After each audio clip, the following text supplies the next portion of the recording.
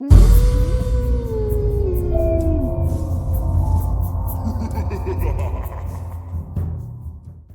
know this is absolutely ridiculous to cover when I currently look like this, but here at Too Mad Too Money, we cover the big news regardless of how we look, regardless of how we feel. This is the big news of the day. The Department of Homeland Security and big tech have been in cahoots with each other. And I know that's a funny word, but this overall situation is very much the opposite of funny. We now have hardcore evidence, hardcore proof that our government and big tech decides what kind of information can or can't get out there, which, if you ask me, seems a little bit sus when you consider, our freedom of speech and that whole little constitutional right. Docs show Facebook and Twitter closely collaborating with the Department of Homeland Security, FBI to police disinfo, plans to expand censorship on topics like withdrawal from Afghanistan, origins of COVID, info that undermines trust in financial institutions. Now, there's certain aspects of that sentence that maybe some of that matters more to you, less to you. I find it all concerning that our government's meeting, they're like, all right, push this out. Let's not push that out, especially because we know some of the information that we were given, such as all this stuff, as time has progressed, we've learned that some of it is straight up lies. In real time, the most relevant story is this whole Hunter Biden laptop thing, and obviously there's a myriad of other things. Now, before we get into it, because it is the major story of the day, I cannot make this more explicitly clear. This is in no way just an issue of Republicans. It's also in no way just an issue of Democrats. My issue in all of this is our government. As you're about to see, this has been taking place with both Republican and Democratic elected presidents. This isn't just one side or the other side. This is both sides, and our government basically stomping on our rights. So check this guy's account out on Twitter, Lee Fang. He has some good write-ups, but we're actually going to get into the whole thing.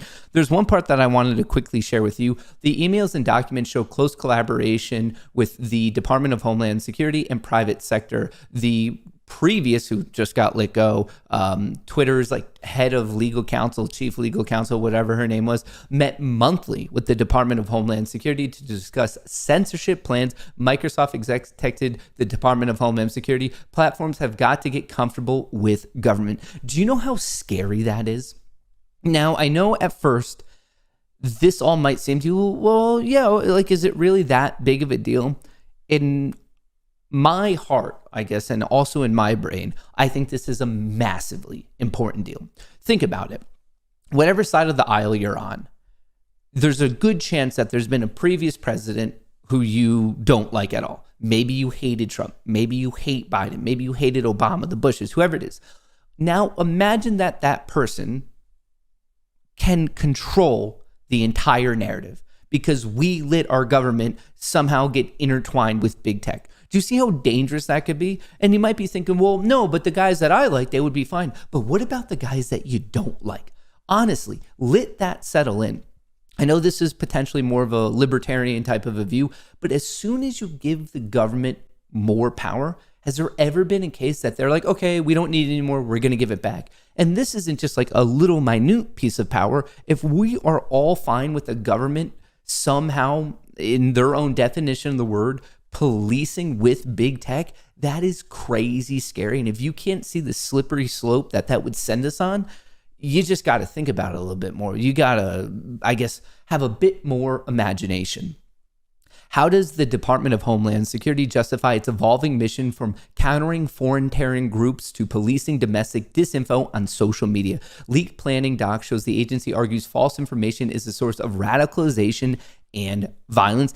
And once again, before we really get into it, remember that this clearly cuts both ways. So you can check out this whole thing on The Intercept. It is lengthy, but as soon as you have time, I highly recommend that you dive into the entire thing. The Department of Homeland Security is quietly broadening its efforts to curb speech it considers dangerous. The issue here, as I just alluded to, is whose definition of dangerous, because basically whoever the political regime is currently in power, they get to decide what's dangerous. And if you can't see that going to one extreme than the other in a very horrendous way, you just got to think a little bit more. Years of internal DHS memos, emails, and documents obtained via leaks and ongoing lawsuit, as well as public documents, illustrate an expansive effort by the agency to influence tech platforms. The work, much of which remains unknown to the American public, came into clear view earlier this year when the DHS announced a new Disinformation Governance Board, a panel designed to police misinformation, which is defined as false information spread unintentionally, disinformation, which is false information spread intentionally, and malinformation, factual information shared typically out of context with harmful intent. Once again, these are all very high, vague level types of things, so that opens a very large door for them to kind of use their power however they seem fit. That allegedly threatens U.S. interests. While the board was widely ridiculed, immediately scaled back, and then shut down within a few months, if that type of thing happens, I think everyone knows how bad it is. They're like, no, that's crazy. But as you're about to see, they found out a way to make it work anyway. Other initiatives are underway as DHS pivots to monitoring social media now that its original mandate, the war on terror, has been wound down. Once again, another perfect example of we create something, the government has more power, and as soon as it's not needed, they don't give it back. They just transform it because they never want to give power ever back. Whenever it comes to politics, right, left, in the middle, as soon as power is given, they don't give it back.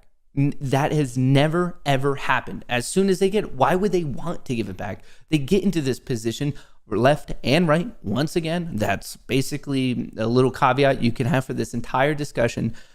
They're there because they're egomaniacs. That's how you get to these levels of politics, is why would you ever want to give that up if that's literally baked into your personality? Obviously, there's a lot of great stuff in here. I once again implore you to read the entire thing, but I just want to give you the main highlights. DHS plans to target inaccurate information on the origins of Rona-19 and the efficacy of Rona-19 vaccines, racial justice, U.S. withdrawals from Afghanistan, and the nature of U.S. support to Ukraine.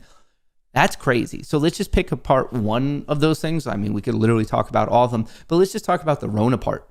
There are many people who were on YouTube who were sharing their thoughts and opinions in the early days, and they got completely taken out. More recently, we saw that Russell Brand got in trouble, and he just had a little misspeaking error and corrected himself fully in the next video.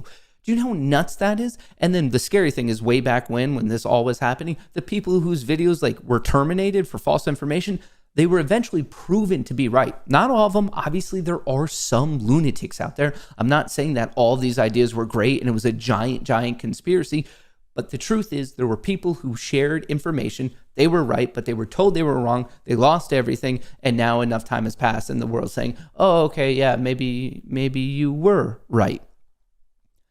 The inherently subjective nature of what constitutes disinformation provides a broad opening for DHS officials to make politically motivated determinations about what constitutes dangerous speech. Once again, high-level adjectives, and they're just using it without a clear, defined, really, I guess, platform that they want to apply this to and how they want to apply it. It's just super high level. And once again, if you can't see how that could be weaponized, you just got to think a little bit more. As you can see, this is a very, very big write-up, and it's honestly pretty scathing to our entire government. DHS considered countering disinformation relating to the content that undermines trust in the financial systems and courts. Now, in my particular field here on Too Mad, Too Money, they're talking about undermines trust in the financial systems. That's because they've lied to us. How many times were we told that inflation is transitory, and then we were gaslighted about the definition of transitory? How many times were we told that, oh, no, literally in real time, they were changing the definition of recession. They're like, no, it's not that at all. And then they're wondering, well, why do we have trust issues? The Fed said, oh yeah, no, the public generically trusts us. They think that's like a high level statement that is still accurate to right now. Do you realize how insane that is? And then yet that might be disinformation if anyone didn't have trust in the financial system that's around us, even though they're the drunken sailors who out of thin air push almost $9 trillion into the system. And dumbasses like me with a fake cap on could just be like, maybe we shouldn't do that. The FBI agent who promised social media platforms to take down the Hunter Biden laptop story continued to have roles in DHS policy discussions. That's a whole nother thing. Between Twitter and Facebook, we know the FBI was involved and they said, nope, it's not a story at all. It's actually completely false, yada, yada, yada. And you've seen all the information now related to the laptop, and it was as true as ever. And these are the people who... There are other U.S. citizens out there that they're like, no, we need the government involved. They have to be involved because, like, obviously they always have our back and they would never lie to us. So, like, we should totally 100% give them all this power. And it feels like lunacy. It feels like absolute lunacy. There's one other thing from this write-up that I want to get into. I will make sure to link this in the video below so you can read the whole thing. It's crazy. I mean, I spent so much time going through this today. You can see I'm just scrolling, but this is the final part.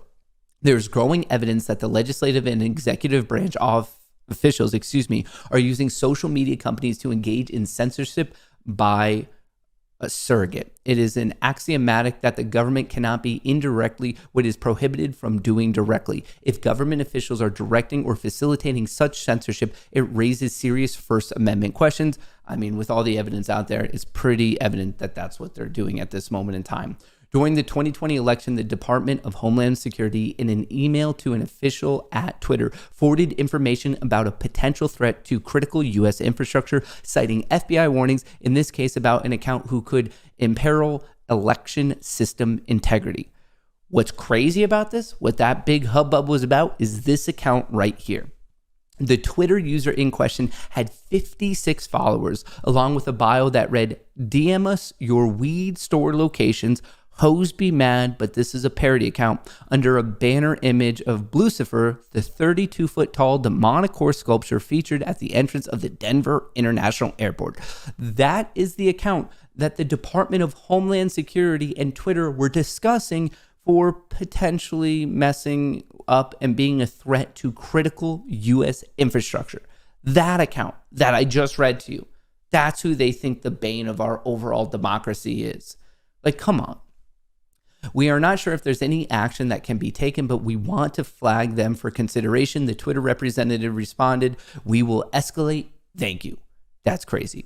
Each email in the chain carried a disclaimer that the agency neither has nor seeks the ability to remove or edit what information is made available on social media platforms. I feel like they just put that in there so they don't get sued to Kingdom Come, because we already know that the algorithm was changed, especially when it came to the laptop story. I mean, that was literally admitted by Zuckerberg, I believe, on the Joe Rogan podcast. When the government suggests things, it's not too hard to pull off the velvet glove and you get the mail first. I don't know what that saying means, and I don't know if I want to, but I think that's the first time I've ever heard that saying. So if you know what pulling off the velvet glove and you get the mail first, what does that mean? I even try to sit here and think about it for a bit. I have absolutely no clue. And I would consider such actions, especially when it's bureaucratized as essentially state action and government collusion with the platforms. If a foreign authoritarian government sent those messages, there's no doubt we would call it censorship. That's the perfect way to really sum all this up, is if another government did it, we would have an issue with it. If the political party who you don't like did it, you would have an issue with it. And in real time, let's be fair, a lot of these allegations are from the current president and the previous president. So both a Republican and a Democrat. And also, even if you don't want to think about it in our politics, if you heard of another government doing it, most likely you'd have an issue. It's just crazy. It's crazy that this is a real thing. And I knew it was assumed by many, many people, but to see it come to reality with such evidence is absolutely ridiculous. Representatives from JP Morgan Chase attended virtually all DHS meetings about federal government efforts to censor disinformation on social media. Are they laying the groundwork for debanking to become an even more mainstream strategy? Here's all the evidence. Once again, this is all coming out in, I guess, current court hearings and a myriad of other things. And if you're wondering, yes, Facebook government takedown portal is still live. The government still can access Facebook and be like, we're not sure if we want that. This was up as of 3 p.m. as I'm filming this on October 31st.